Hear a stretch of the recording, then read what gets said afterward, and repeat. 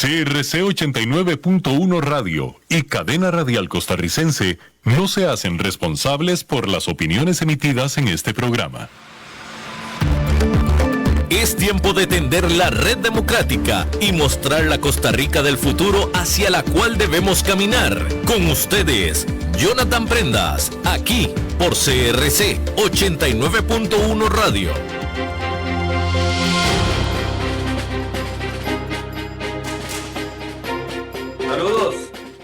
Saludos, muy buenos días, tengan todos ustedes bienvenidos a un nuevo programa de Red Democrática. Nos acercamos ya a los 2 años calendario de estar emitiendo de 10 a 11 de la mañana en 89.1 FM para todo Costa Rica y también en plataformas digitales, el programa que trae a las mejores voces, los más importantes expertos en todos los temas del acontecer nacional e internacional para darle a usted la claridad del panorama de cómo se está comportando Costa Rica y cuál debería ser el camino a tomar para poder heredarle a nuestros hijos y nietos el mejor país posible, entendiendo de que cada decisión siempre es compleja y siempre tiene muchos efectos que tenemos que contemplar y que tenemos que saber leer. Hoy no es la excepción, hoy tenemos a un amigo de la casa, una persona que ha sido lector de la política nacional, intérprete de lo que está pasando y también pues una persona que con su verbo y con su análisis nos permite tener claridad de qué está pasando dentro de las fronteras políticas de nuestro país. Hoy que están en un momento crucial, empezando ya la carrera electoral oficialmente, ya no hay vuelta de hoja, ya no puede decirse, se están adelantando los tiempos. El 2025 es para eso, para campaña, y tenemos a un amigo en la casa, Daniel Calvo, a quien le damos la muy cordial bienvenida. Muy buenos días, Jonathan. Encantado de poder reencontrarme con vos y con tu audiencia y de compartir, de hablar justamente de lo que nos apasiona, que es el tema político, y darle, sí, quizá herramientas de discernimiento a quienes nos escuchan, a quienes te siguen en tu plataforma, para que ahora que inicia la campaña política, pues puedan tener lecturas importantes de cómo comprender la realidad nacional y quizá ya más adelante, pues poder hacer el ejercicio responsable de su voto. Daniel, en este momento decías una palabra que a mí particularmente me gusta en todo este berenjenal que se arma en la política, que es discernir el camino, porque en medio de la tormenta normal de la política, vientos de un lado, vientos encontrados del otro, topografía muy álgida, múltiples actores, todo el mundo queriendo dar su verdad y quien la dé más fuerte a veces tiene la razón, por lo menos en captar la intención de voto, y a veces más bien es el que pasa más desapercibido y asoma la cabeza hasta el final, es el que termina teniendo mayor respaldo popular. ¿Cómo hay que leer adecuadamente este 2025 para no sentirse abrumado con la cantidad de información, ya sea en medios tradicionales, prensa escrita, radio y televisión, así como la parte digital? Jonathan, has tocado dos temas medulares, has hablado mucho pues de temas que te pudiera decir, vamos a ver, en política lo que estamos viendo mucho en este momento es temas de forma, ¿verdad? Lo que decimos popularmente como temas de humo, ¿verdad? El que te vende más humo, el que te pega más gritos, el que logra llamar la atención o generar más medios de titulares en medios de comunicación, pues en ocasiones se confunde esto con que quizá pueda ser el rival a vencer. Creo que en esas herramientas de discernimiento que decías, será fundamental que los costarricenses y nosotros como comunicadores o analistas, pues podamos dar elementos que permitan justamente discernir a las personas que nos escuchan, de poder identificar cuáles son los temas de fondo y no de forma, para poder llevar y orientar justamente el buen camino de su decisión, que como también lo mencionabas al inicio, toda decisión tiene sus repercusiones, sus efectos, y eso creo que es completamente visible en la realidad política. Y otro elemento que también poderosamente me llamó la atención es esto que has mencionado. A veces en política, creo, y lo hemos visto en las últimas campañas, no es llegar primero, sino es saber llegar. Y creo que en algunos partidos pues tienen la obligación porque tienen procesos internos, es decir, hay varios candidatos y sus cronogramas internos pues les han dicho que ya tienen que estar en estos temas de campaña, pero quizá hay otros partidos políticos, algunos todavía en procesos de inscripción, otros que quizá solo tienen un candidato pues previsto, entonces no tienen la necesidad de salir ya a decir, a hablar de sus procesos, y cuidado si no, ahí pues pudieran estar actores fundamentales de este proceso, es decir, actores que hasta el momento no hemos identificado y que probablemente vayan a asomar su cabeza, como se dice también popularmente, cuando inicie la campaña oficialmente, el mes de octubre, mes de septiembre o inclusive muchísimo más allá, y que pueden terminar de dar la sorpresa, el campanazo, como ha sucedido pues en las recientes elecciones de hace 4 y prácticamente también 8 años. Así es, y son elementos que hay que tomar en consideración, pero dentro de todo lo que está en el ambiente, ¿cómo podemos identificar qué es la carne y qué es el humo? Es complicado y complicado porque ahora conversaba yo con algunas personas que ya están involucradas en algunos partidos en este proceso y me decían, mira, no tenemos tiempo todavía de plantear una oferta programática, sino lo que necesitamos es ganar. Ya después veremos qué es lo que podemos intentar a llegar a plantear, inclusive la selección de los cuadros, que yo creo que esta elección, sobre todo, marcará, y quizá tenga yo un sesgo porque los temas legislativos son los que me apasionan, pero creo que mucho de la atención estará justamente en lo que vaya a ser la eventual conformación de la Asamblea Legislativa, por la narrativa que ha vendido el presidente, de que no quiere un presidente sin margen de maniobra, etcétera. Entonces también será fundamental, y yo creo que será casi que un aspecto de fondo, la selección de los equipos, de los candidatos. Ahora te decía, estamos en una etapa prematura. Creo que de momento será bueno que los costarricenses y sobre todo pues a quienes más les interesan estos temas, porque sería falso decir que todos los costarricenses van a estar siguiendo esto Claro. como si lo seguimos nosotros, pues puedan ir viendo candidatos, ver con cuáles tienen empatía, cuáles son al menos los temas fundamentales. Y yo creo que ya muchísimo más adelante, quizá en el mes de septiembre, mes de agosto, que ya se van anunciando un poco quiénes vayan a hacer listas de diputados, eventualmente listas también de vicepresidentes, pues uno pueda decidir y además, te decía, a través de programas, a través de medios de prensa, etcétera, pues se pueda explotar y consultar sobre cuáles son los criterios que tienen algunos precandidatos o candidatos sobre algunos temas. A mí, por ejemplo, me encantaría saber desde ya, y te decía, aquí me juega el sesgo legislativo, qué es lo que piensan muchos de los precandidatos de Liberación y de Unidad Social Cristiana, que han sido los que ya han sacado la cabeza principalmente, qué piensan sobre algunos proyectos, por ejemplo, que el sector empresarial está deseando, jornadas flexibles, armonización, y así otros grandes temas que me parece pues marcarían un poco la cancha, la dirección, y que inclusive me atrevería a decir, servirían para redireccionar, cuidado si no, las posturas de algunas fracciones ya representadas dentro de la Asamblea Legislativa. Hay un tema de lo que estás diciendo, las planas que van a llevar los partidos, Daniel.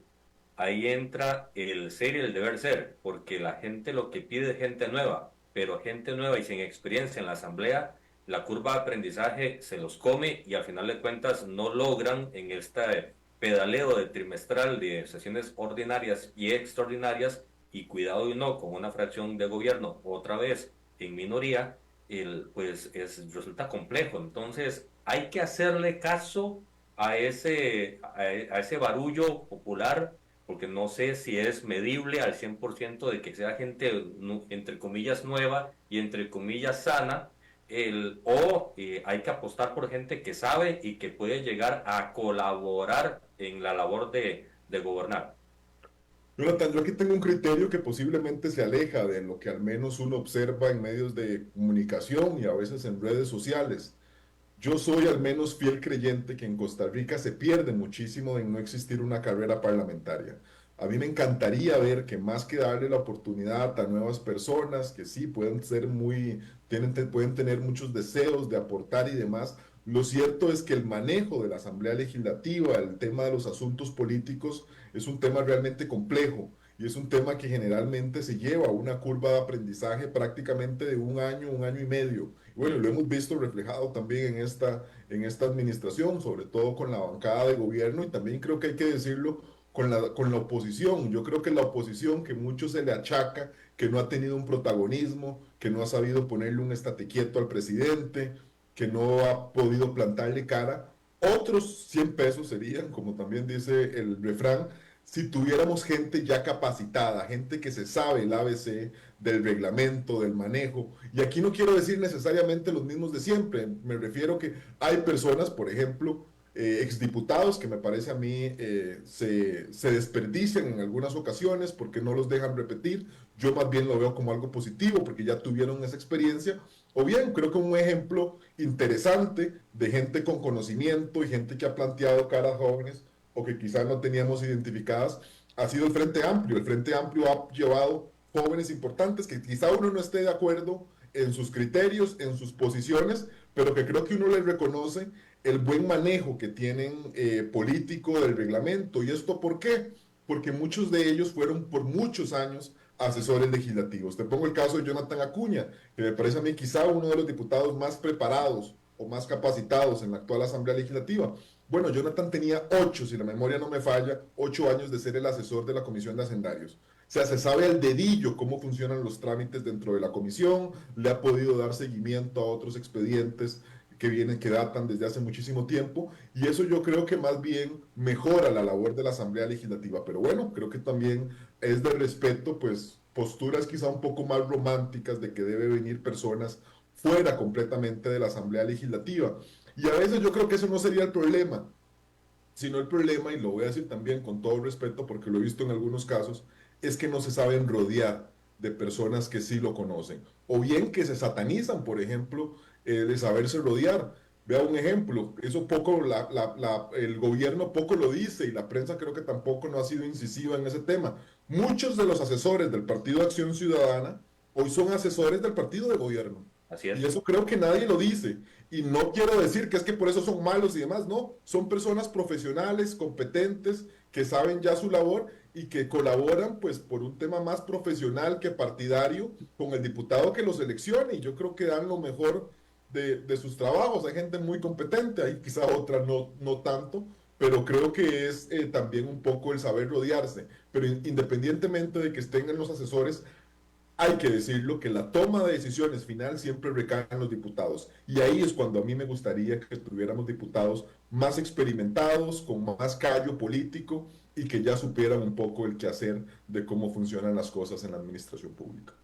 Daniel, en este año que se está viendo ya la bandera de salida, como bien dices, hasta octubre es oficialmente por parte del tribunal, pero desde antes ya los codazos empiezan a salirse y los empujones y que yo quiero salir o yo me quiero esconder, lo que sea. El, Son cerca o van a ser cerca de 40 partidos los que van a estar para competir a escala nacional. Y si le sumamos los provinciales, sumamos otro tanto, nada despreciable para la Asamblea Legislativa. Hay quienes dicen que va a ser una atomización impresionante en el Congreso. ¿Vos ves una cantidad superior a la que se ha venido dando de 7, 8 partidos en la Asamblea Legislativa? Es difícil sacar la bola de cristal, pero sí concuerdo con los números que has planteado. Yo revisaba esto, creo que hoy es miércoles, el pasado lunes, y observaba que hay al menos 30 partidos inscritos a escala nacional, 15 en proceso de inscripción, y como bien lo apuntabas vos, súmele que en caso de diputados hay que agregar más, porque hay partidos de carácter solo provincial. Por ejemplo, aquí en Cartago sé que habrá Actuemos Ya, etcétera. Ahora, creo que la atomización en alguna medida, o al menos es lo que yo empiezo a olfatear, es que algunas agrupaciones buscarán llevar, por ejemplo, candidatos sí a diputados, pero yo creo que habrá algún tipo de coalición o de fuerzas donde quizá compartan el mismo candidato presidencial. Y pongámosle un ejemplo, yo imaginaría que muchas de las fuerzas chavistas que hoy hay, por ejemplo, no se sabe cuál vaya a ser el partido que vaya a representar, pero me refiero a fuerzas como por ejemplo puede ser el partido Pueblo Soberano, puede ser el partido Fuerza, no se me va el nombre, que no pudo inscribirse en elecciones municipales, etcétera. Muy probablemente sí van a querer llevar candidatos a diputados, porque esto es un tema de cuotas, pero en lo presidencial yo imaginaría que van a respaldar otros candidatos. Entonces, vamos a tener dos escenarios. Vamos a tener quizá un escenario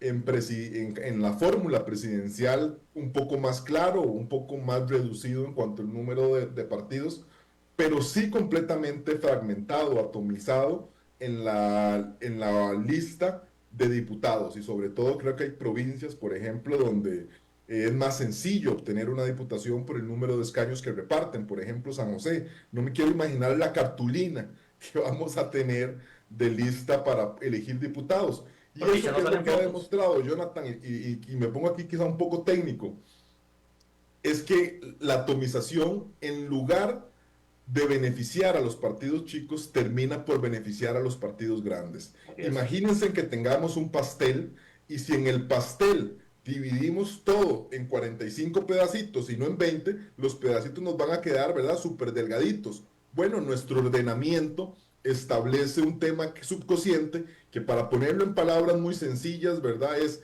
que si la tajadita del queque no resultó de un grosor determinado, no puede ser entrar al reparto de diputados. Entonces, a mí me hace gracia porque veo, por ejemplo, ahora a Liberación Nacional, a Unidad Social Cristiana, que han dicho en campaña nacional y también en campaña de municipales, es que logramos más diputados que otras ocasiones. Miren, lo lograron, pero no por capacidad propia. Lo lograron porque realmente lo que lo salvó la tanda, también para utilizar una expresión muy costarricense, es que ese picadillo de partidos pues permitió que ellos obtuvieran más diputados. Entonces, no necesariamente el que tener un número de cantidad de partidos inscritos nos habla de que tengamos una asamblea legislativa muchísimo más partida o representada. Hoy tenemos, creo que son 8 agrupaciones, ¿verdad? Sin contar el tema de las mini fracciones o estos diputados ya independientes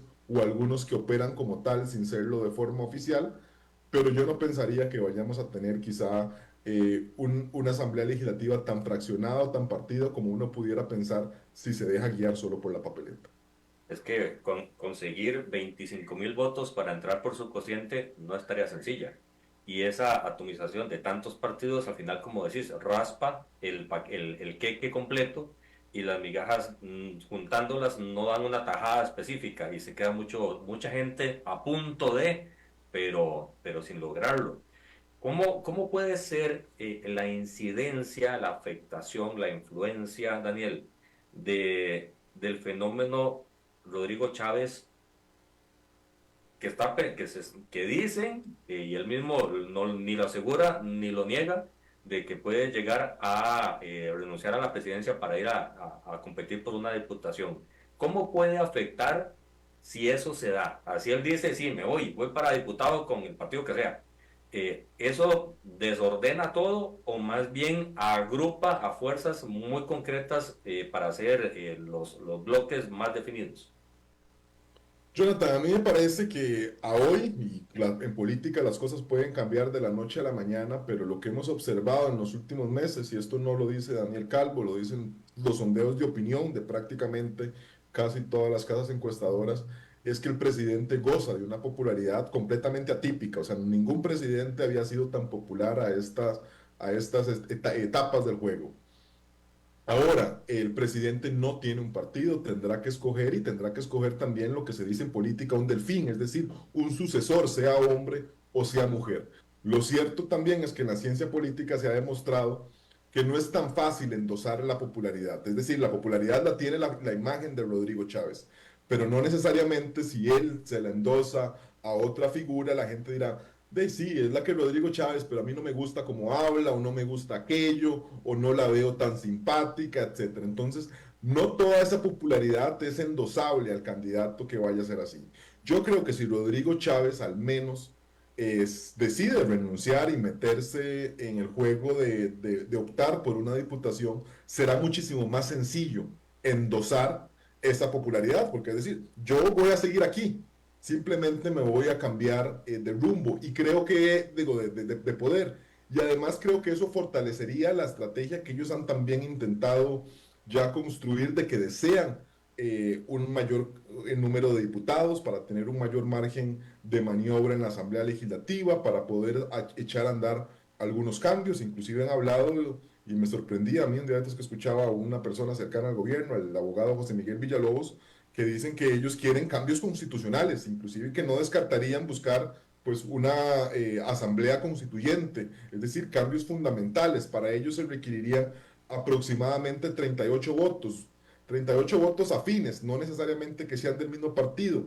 Y aquí, como te lo decía Jonathan hace algunos minutos, yo lo que visualizo es que si desde ser Rodrigo Chávez parte de la fórmula de diputados, pues el partido que vaya a escoger tendría más chances de obtener un número importante de diputados. Yo no soy tan optimista como dice doña Pilar de 45, ni 38, ni nada, pero yo no descartaría, por ejemplo, que el partido de gobierno perfectamente pueda pegar entre 18 y 25 votos si es que la popularidad se mantiene. Y sí creo que otros votos los pudieran sumar justamente con esta estrategia que me parece a mí la harían, que es partidos afines al chavismo que irían en diputados, habrá que ver cuáles lo logran o no, y que estos los logran sumar.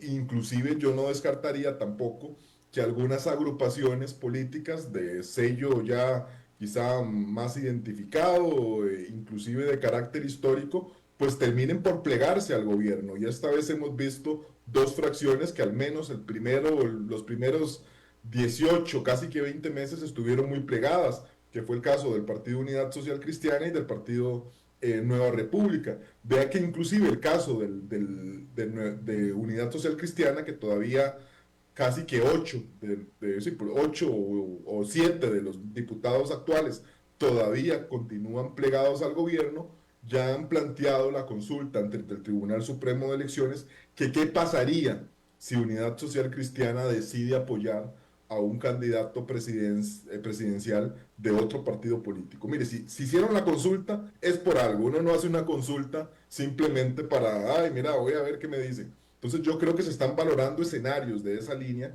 que creo que pudieran darle un poder muy, pero muy importante y un margen de maniobra al chavismo en caso de que éste logre la reelección, que como te decía, a hoy me parece uno de los escenarios más posibles, pero lo bonito en política es que todo puede cambiar de un momento a otro. ¿Qué elementos, Daniel, hay que tener en el tapete para hacer una adecuada lectura? No por la forma, sino por el fondo. ¿Qué temas deberían de importar más a la hora de ver toda la palestra de oportunidades políticas que se van a dar? Mire, yo creo que habría que hacer también primero un análisis de lo que nos han dado las fuerzas políticas representadas, porque creo que muchos han hecho un montón de promesas, pero creo que si uno ya se empieza a constatar, uno dice, hey, mira, nunca me aterrizaron lo que me dijeron. O bien las soluciones planteadas no me dieron el resultado que buscábamos. Eso por una parte. Además, en el caso que las fuerzas políticas que no tienen representación, serán bastantes, la mayoría, y que buscarán hacerse con la presidencia o con diputaciones, yo creo que hay temas, y lo conversábamos creo que en un programa atrás, que hoy por hoy son una necesidad primordial y que creo que nadie puede descartar. Digamos, seguridad, creo que el pueblo demanda que hayan propuestas serias en esa materia. Educación, que me parece que también es otro de los grandes temas deficitarios, no solo de esta administración, sino de administraciones anteriores, y cómo estos realmente están ligados a otros temas. Es que mire, si fallamos en la educación, no vamos a tener empleo. Si no tenemos empleo, van a buscar pues mecanismos de generar ingresos y muy posiblemente se vayan a meter en pandillas, en organizaciones narcotraficantes. Todo realmente, yo diría, se encuentra concatenado o muy ligado. A mi criterio, el gran tema, inclusive más allá de la seguridad, porque yo creo en un carácter preventivo, debería ser la educación. Pero bueno, habrá otras agrupaciones que querrán dar un acento, por ejemplo, en temas de seguridad. Por ahí he visto algunas agrupaciones hablando, por ejemplo, del tema de empleo, que me parece, no, a mi criterio, no necesariamente hoy es la prioridad más grande de las que tenemos, pero así yo creo que serán las diferentes lecturas y creo que también en este país que tiene realidades tan distintas, inclusive a pocos kilómetros de distancia, pues eso es lo que determinará cuáles vayan a ser los candidatos. Te pongo el caso de Escazú, ¿verdad? Una cosa será lo que piensa la gente de las montañas en sus grandes residencias y otra pues en las zonas más rurales de este cantón, por decirte algún caso. Cartago, que te digo, es mi tierra natal, digamos, muy diferentes son las necesidades o las preocupaciones que tiene la gente del cantón, bueno, inclusive dentro del mismo cantón central, dentro del casco de la ciudad, a lo que pueden tener la zona norte, ¿verdad? Que tienen temas de producción agrícola, donde están preocupados, por ejemplo, con lo que hoy estamos viendo con el precio de la papa, ¿verdad? Con lo que estamos viendo con precios también del tomate, con lo que está con el precio, por ejemplo, de los agroquímicos, etcétera, por mencionarte casos que yo creo hablan de las distintas realidades y de las distintas perspectivas que tendrá el electorado para poder definir su voto. Populismo versus realismo. En los últimos 10 años hemos cruzado la frontera hacia el populismo. No sé cuántas veces se han ido y se ha devuelto el concepto político como tal. Y el país ha ido en un ir y venir impresionante, que la gente a veces ya no sabe definir qué es qué. Si me están hablando con la verdad o me están hablando simplemente para enamorarme, o si de plano están siendo lo más populistas posible. ¿Cómo entender el concepto populista? Porque cuando se habla en medios de comunicación la gente lo ve como de lejitos y tiene cierto recelo con el tema, porque lo asocian a corrupción, lo asocian a una cantidad de adjetivos negativos. Pero ¿cómo podemos entender el concepto populismo desde una trinchera correctamente explicada en la ciencia política? Jonathan, yo no me quisiera poner muy técnico porque más bien la idea es que toda la gente pues, que nos escucha pudiera entendernos. Y quizás así, simplificando muchísimo el término populismo, es el tema de propuestas que a todas luces son irreales o que no superarían pues la realidad misma. Y creo que aquí hay casos de casos y no me voy a limitar a esta administración. En algún momento vimos un candidato presidencial que inclusive después llegó a ser presidente, donde teníamos pautas, por ejemplo, en los autobuses que decían, acabaré con las presas.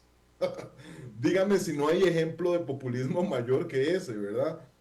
Hay una enorme cantidad de temas que aunque a muchos costarricenses nos gustaría que se pudieran resolver de la noche a la mañana o simplemente con una conferencia de prensa o con un par de gritos, lo cierto es que eso no se va a resolver así. Entonces yo en eso resumiría un poco el tema del populismo, de lo que hoy estamos viendo, de que vamos a bajar el costo de la vida, el costo de los medicamentos de la noche a la mañana. Eso no es tan sencillo.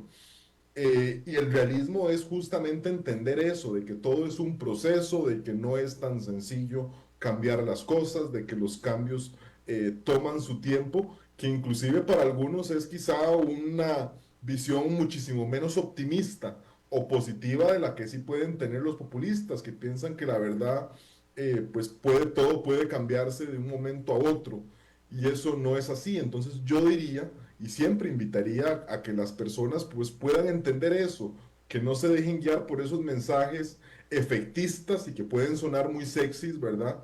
Pero que lo cierto es que no van a repararnos o no van a solucionar los grandes temas que hoy nos complican y grandes temas que, como te decía, y para ligarlo a lo que hablábamos anteriormente, pues se requiere la ayuda, la colaboración de distintos poderes de la República, no solo un tema de carácter ejecutivo, sino también legislativo, y en el caso, por ejemplo, de la seguridad, hemos visto también como el tema judicial, que no es del resorte, por ejemplo, exclusivo o de lo que se define en elecciones, será fundamental para que podamos obtener resultados.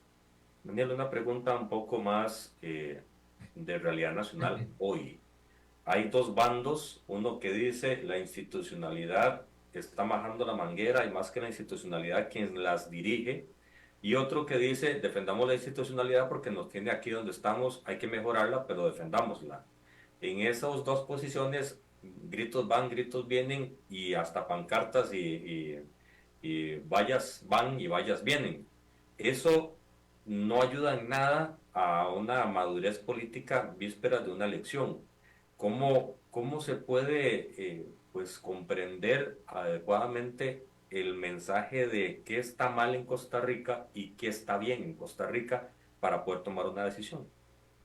Jonathan, yo lo primero que te diría es que no creo que únicamente existan esos dos bandos. Creo que es lo que al menos se nos pretende vender, porque ahora que hablábamos de populismo, una de las herramientas de cualquier líder populista es la polarización de los temas, ¿verdad? Vender un bando bueno, un bando malo. Yo al menos identifico, quizá a veces no con tanta claridad, pero ya cuando uno está más relacionado con estos temas sí es visible un bando en el que siente que la institucionalidad es un estorbo y que debe de acabar con ella, que a mí me parece muy peligroso. Otro bando que me parece que entiende que la institucionalidad, y este me atrevería a decir que es el bando menor, que entiende que la institucionalidad hoy no está dando los resultados esperados y que para eso se deben hacer profundos cambios, aunque algunos puedan ser impopulares o que sean cambios muy difíciles. Y otros, que me parece que es al menos lo que ha intentado retratar el gobierno, que es el único bando existente, de que la institucionalidad juega un rol en sí mismo. Es decir, hay instituciones que aunque hoy no den los resultados que muchos esperamos, hay que mantenerlas y no se pueden tocar. Instituciones que prácticamente se han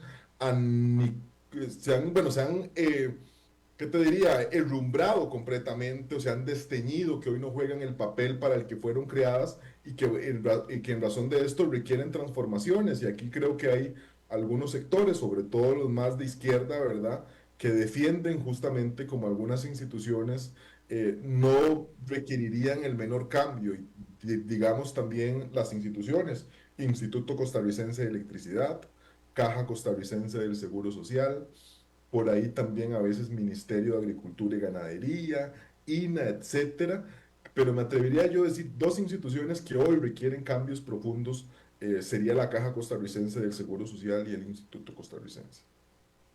En esa lucha por quién tiene la verdad, el, el escenario político va a tener una infinidad de matices. Esos matices para poder definir cuál es la línea que más me gusta, tiene que tener en función de eso el tiempo para poder pues informarse. Pero en este momento de la humanidad, compartirás que entre el trabajo, el estudio, los compromisos, etcétera, etcétera, etcétera, la gente no tiene tanto tiempo y también la gente dice estar cansada de lo mismo. Y ahí es donde volvemos al tema de lo mismo, de cómo podemos luchar contra ese fantasma del desinterés. ¿Qué es lo que hay que hacer?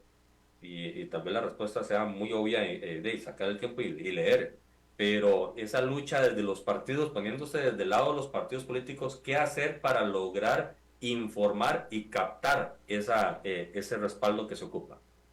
Jonathan, quizá antes de entrar en eso, a mí me gustaría profundizar en algunas razones de por qué la gente hoy no busca esa información que sería un deber cívico. Y es que creo que en esta sociedad tan desigual, cada vez más desigual que se convierte la costarricense, hay cierta parte de la población que la verdad le es indiferente quién logre ganar la presidencia.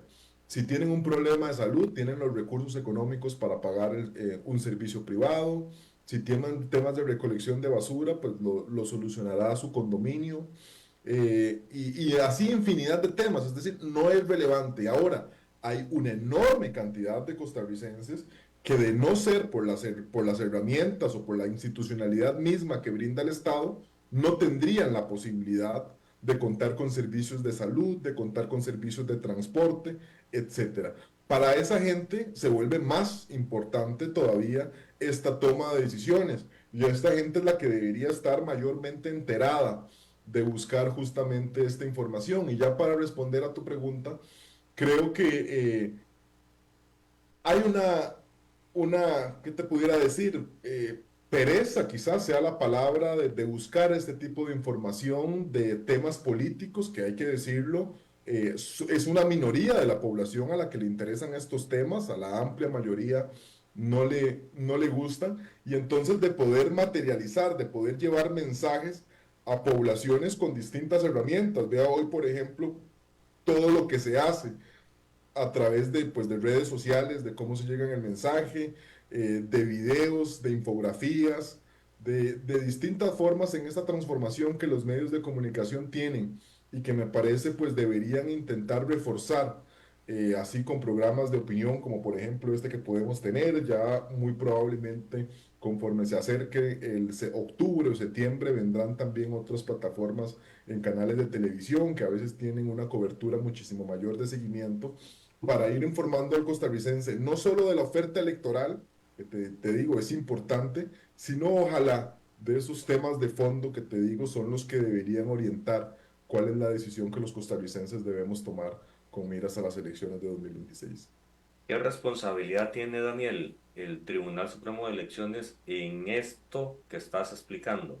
Y lo pregunto porque para el tribunal ellos están haciendo lo que pueden y lo que les toca, desde la perspectiva en que ellos juzgan y creen que es la más correcta. Hay analistas y hay partidos que he escuchado en los últimos años decir es que el tribunal no hace lo que le toca, no pone la cancha pareja para todos los partidos, deja abierto el que más fuerte y el que más billetera tiene pueda seguir adelante. Entonces, depende de donde uno escuche, el tribunal podría hacer más o ya está haciendo lo suficiente. ¿Qué responsabilidad tiene la institución en lograr que el voto llegue, en lograr que la gente se interese, en lograr esa química entre todos los actores? Es complicado, Jonathan, pero creo que hay dos aristas quizá para comprender un poco el papel del Tribunal Supremo de Elecciones. Ciertamente hay cambios importantes en algunos los cuales el Tribunal Supremo de Elecciones pues ha buscado orientarlos, ha buscado que la Asamblea Legislativa se los apruebe. A mi criterio, y aquí empiezo con la primera de las críticas, no con mucha fuerza, ¿verdad? O no con lo que a uno le digamos, y aquí también tengo quizá un sesgo politológico, con la fuerza de llamar y de estar siempre presionando porque estos cambios se realicen, por ejemplo, en temas que hoy hacen que la contienda sea muy desigual. Y pongámosle el tema, por ejemplo, del manejo de pauta, ¿verdad? Electoral, del tema de las encuestas, que también es un tema que toca el financiamiento, ¿verdad? No todos los partidos gozan de las mismas posibilidades de acceder a recursos económicos para partir desde ahí, de poder también a veces tener también mecanismos de fiscalización. Yo creo que hay partidos que, aunque a veces no hay pruebas de saber que están en malos pasos, tampoco hay dudas, porque la verdad es que se sabe ¿verdad? Que hay severos cuestionamientos a la forma en la que están obteniendo recursos, en cómo están haciendo uso de ellos, y esos son temas que a veces el Tribunal Supremo, y te decía, creo que hay una sensación de que se lava las manos, es decir, lo manda a la Asamblea Legislativa y si la Asamblea Legislativa no caminó, ellos dicen, bueno, es problema de los diputados, nosotros hicimos lo que pudimos y no. Ahí es donde digo que creo que debería de buscar estos cambios con muchísimo más fuerza. Y el tema donde yo concentraría mis críticas, que creo que aunque sé que, digamos, que algunos funcionarios pues hacen su trabajo en la mejor disposición, creo que le falta a veces comunicar muchos de los cambios. Vea, por ejemplo, lo que se ha hablado del voto electrónico. No sé cuántos mitos y conspiraciones se han desatado de lo que esto sería. Yo creo que ahí es cuando el Tribunal Supremo debería salir con una comunicación más asertiva, con claridad, de manera que no dé pie a que ni tan siquiera inicien estos mitos, porque estos mitos, la verdad es que van deteriorando la imagen en el Tribunal Supremo de Elecciones, van generando dudas, van generando pues que la gente crea que existe una posibilidad de fraude que a mi criterio hoy es impensable, al menos de parte del Tribunal Supremo de Elecciones. Y ahí sí creo que el Tribunal Supremo debería mejorar muchísimo su comunicación y sobre todo en esta época donde ahora va a tener todos los reflectores encima como es la época electoral. ¿Quién es el responsable del poco apoyo o de la poca aprobación que tiene la Asamblea, los partidos, el tribunal, para que el tribunal siga estando medianamente a salvo, pero ha ido decayendo, no es el mismo tribunal fuerte de hace un par de décadas. ¿Quién es el responsable de todo eso? Porque es un ecosistema político que la interacción entre todos pues tiene los efectos. Ese ecosistema, dicen que en algún momento fue el que provocó la llegada del actual presidente, porque la institucionalidad no logró tener un actor que lograra ese apoyo y esa comprensión del mensaje. Pero ¿quién es el responsable de que en este momento estemos tan en el aire, en el ambiente del apoyo popular? Creo que la culpa es compartida y en buena parte es de todos, pero ciertamente hay actores que tienen más la culpa que otros. Y creo que, por ejemplo, te menciono la Asamblea Legislativa, la institución peor calificada desde que yo creo tenemos uso de razón, tanto vos como yo. Creo que mucha de la culpa es de ella misma. Es de ella misma porque la verdad se distrae en muchísimos temas que hoy no son prioridad, porque también hay escándalos a veces respecto al manejo ético que tienen algunos diputados, respecto a negociaciones pues por debajo de la mesa o poco transparentes, que creo que la verdad todo eso le fue haciendo un daño reputacional a la Asamblea Legislativa, al punto de que te decía que hoy sea la institución peor calificada y que sea muy atractivo, muy sexy, pues descalificarla o atacarla a sí mismo, como hace el presidente de la República día tras día. También creo que hay un rol Daniel, fundamental de los... disculpa que te interrumpa ahí, pero vos que conoces también la asamblea por dentro y cómo se funciona, a veces es más el mito de que funcionó mal o que está distraída o que está en otras cosas que lo que realmente está sucediendo, porque siempre hay elementos que distraen o elementos que disocian el mensaje correcto. Pero si el tribunal tiene que tener mayor responsabilidad en saber comunicar, en la asamblea hay que tener mayor responsabilidad de la comunicación política, de demostrar lo que realmente está sucediendo. Jonathan, sí, pero vamos a ver, creo que para nadie es un secreto que muy pocos costarricenses saben realmente el trabajo que hace la Asamblea Legislativa. Yes. Muchos reducen, por ejemplo, que los diputados solo trabajan de 3 a 6, que es el plenario, ¿verdad? Que es lo que la gente ve.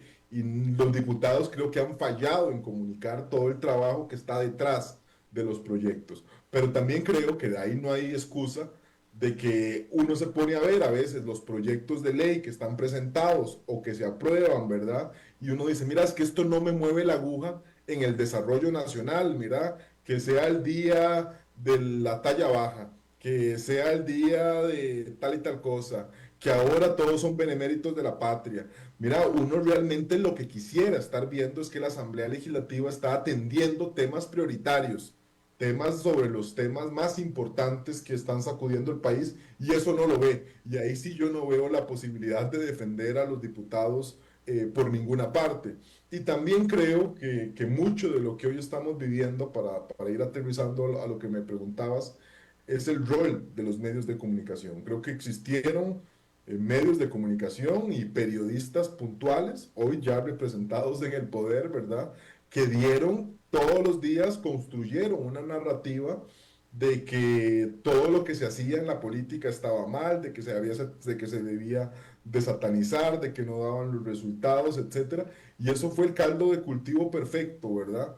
Para que después, pues, esos periodistas pasaran a convertirse en políticos, y además del surgimiento de outsider, ¿verdad? Como es el caso de Rodrigo Chávez, y eso creo que lo hemos visto, por ejemplo, no solo en Costa Rica, sino lo hemos visto en diferentes partes, lo que acaba de suceder en Estados Unidos nuevamente con la reelección de Donald Trump, y lo que ha pasado también en una infinidad de países, perdón, muy pero muy cercanos. Daniel, estamos a 5 o 6 minutos de concluir el programa y me gustaría que hicieras un análisis de cómo ves este 2025. ¿Cuántas etapas ves que vamos a tener que cumplir como ciudadanos antes de llegar al 31 de diciembre, en donde básicamente van a quedar 2, 3 semanas antes de las elecciones? ¿Cómo ves, cómo visualizas, como vos decís, sin tener la bolita de cristal, pero en el ABC van a salir todos con la posibilidad de, a partir del 1 de febrero, pero rápidamente van a quedar muchos, tal vez no en el camino, pero sí corriendo más despacio? cómo lo visualizas? Mira, lo que te pudiera decir es que visualizo al menos unos primeros 4 meses donde generalmente los partidos tradicionales o los partidos que realizarán mecanismos de elección interna pues van a estar ahí, donde probablemente, y muy a los costarricenses, ahora que leía La Nación, yo decía, esto es típico de este partido, ¿verdad? Entre hermanos se matarán, ¿verdad? Por buscar la candidatura, se sacarán todos los trapos sucios, como decimos en Costa Rica, ¿verdad? Con tal de ganar la candidatura de su partido, inclusive a veces preferirán quemar la casa con tal de dejarse la alfombra, ¿verdad? Y eso pues ya dejará muy mal parado a estas agrupaciones. Después yo diría otro cuatrimestre, por decirlo de alguna manera, donde ya se sumarán pues otras agrupaciones, donde empezaremos a ver pues los partidos que están en proceso de inscripción, donde se le dará más variedad al menú electoral que vaya a tener estas elecciones de ahí. Y ya después, sí, el último cuatrimestre, el último casi que trimestre, donde ya entrará oficialmente la campaña electoral de manera oficial, donde veremos más recursos y donde todo pues empezará a calentar, donde empezaremos a ver vallas publicitarias, etcétera, con miras a las elecciones de febrero en primera ronda, si es que esto logra resolverse en primera ronda o no, y donde yo también me atrevería a decir ya con esos 2 cuatrimestres de sondeos y demás, pues algunas agrupaciones ya tendrán más claro realmente a lo que pueden llegar. Entonces algunas, por ejemplo, se van a concentrar en buscar únicamente diputados, algunas probablemente ya buscarán también pensar acuerdos con las agrupaciones favoritas. ¿Y esto por qué lo digo acá? Porque esos tipos de acuerdos que antes, por ejemplo, los observábamos después de primera ronda, yo creo que hoy se adelantarán. ¿Y por qué creo que se adelantarán? Porque hoy creo que aunque parece difícil, pero ya hoy me empiezo a convencer de a poco, pudiera ser que esta elección no necesariamente tenga que llegar a una segunda ronda para resolverse. Entonces ¿Vos crees que pueda llegar en primera? creo que hay una posibilidad. Creo que lo más posible, si me preguntan, es una segunda ronda. Pero hoy, por ejemplo, hace algunos meses me decías, Daniel, vos jurás de que esto se puede resolver en primera ronda. Y yo te decía, no, esto va a ser en segunda ronda. Hoy veo una posibilidad, al menos, de que esto pueda resolverse en una primera ronda. Y me parece que conforme vaya avanzando la campaña, pues uno podrá tener más certeza sobre ese cálculo y eso hará que los partidos políticos pues vayan a querer buscar alianzas de una forma más prematura que como lo hemos visto en el pasado, donde este tipo de alianzas se daban posterior a la primera ronda. Yo creo que ahora algunos partidos lo intentarán adelantar para no quedarse por fuera en el reparto de embajadas, de ministerios y de otros cargos de interés que generalmente son moneda de cambio en estos procesos. Daniel, ¿ves alguna sorpresa, algún candidato que como Rodrigo Chávez dé la sorpresa al campanazo en esta del 2026? Mira, no me atrevería a descartarlo, pero sí me atrevería a decir que de surgir, casi que tendría que ser nuevamente un outsider, ¿verdad? No veo realmente, pues, alguien del establishment, por decirlo de alguna manera, o de un partido tradicional, o una persona con una amplia experiencia política, pues metiéndose uno y con posibilidades reales de ganar. Creo que muy posiblemente de poder tener una sorpresa de esas, debería ser una persona que sea, pues, que cumpla con características del outsider y que posiblemente también venga de un partido político que posiblemente hoy ni siquiera tengamos en mente cuál es. Porque me atrevería a decir, y con esto quizá voy cerrando, creo que en los partidos tradicionales, aunque pueden haber algunos buenos candidatos, hoy la imagen de estos partidos resta más de lo que verdaderamente le suma. Entonces me parece que realmente pues tienen el camino bastante inclinado o cuesta arriba. Daniel, pues muchísimas gracias por la lectura que has hecho, por los puntos sobre las ideas y me parece que lo primero que tenemos entonces en el panorama son dos cosas. Uno, definir al 31 de enero cuáles son los invitados nuevos a la fiesta. Número dos, ver cómo logran no quemar la casa y dejarse la alfombra en las dos tradicionales que son los que están en este momento viendo a ver cómo se reacomodan, y después de eso empezar a ver encuestas que, ese es un punto que sí es importante, Daniel. Las encuestas no necesariamente dibujan un escenario final, dibujan el momento, pero eso puede cambiar en cualquier instante. Correcto, y además creo que lo importante de una encuesta, más que ver una, es ver las tendencias que tienen varios estudios de opinión sobre cuál es el comportamiento que tiene un candidato. Y te diría, hoy me parece que algún tipo de encuestas, si bien lastimosamente son utilizadas como mecanismo para otorgar el financiamiento en esas contiendas tan desiguales de las que hablábamos y las reformas electorales de las que urgen, la verdad es que lo relevante o los que pudieran darnos indicadores premonitorios son cuando estemos muchísimo más adelante del proceso. Me refiero al mes de enero, al mes de diciembre. Bueno, el mes de diciembre hay veda, pero el mes de enero principalmente de los escenarios que realmente pues pueda pegarse un poco a la foto. Muchísimas gracias, Daniel. A las órdenes, Jonathan, encantado de estar con vos una vez más y siempre las órdenes de compartir con tu plataforma y seguir hablando de estos temas que tanto nos gustan. Pues David, muchas gracias, y gracias a ustedes que han estado en sintonía. Este programa estará siendo colocado en las diferentes plataformas para que lo puedan compartir, y recuerden, si se informa adecuadamente tiene un voto responsable. No lo dude, hágalo, infórmese y hagamos de este país el mejor lugar para vivir. Hasta mañana, si Dios así lo permite.